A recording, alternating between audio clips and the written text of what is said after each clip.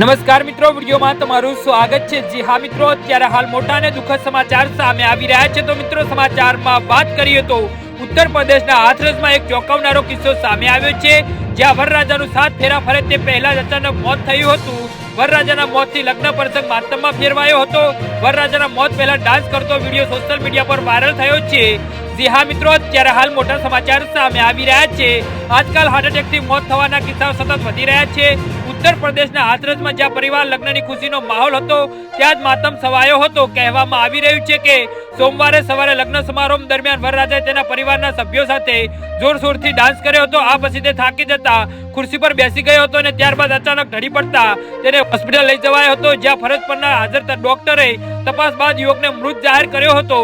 જી હા મિત્રો, જોરથી વાગતા મ્યુઝિક વચ્ચે પરિવારના સભ્યો સાથે ડાન્સ કરતા શિવમને અચાનક થાક લાગે છે અને પછી તે ખુરશી પર બેસી જાય છે। ખુરશી પર બેઠા બાદ તે અચાનક બેભાન થઈને ઢળી પડે છે।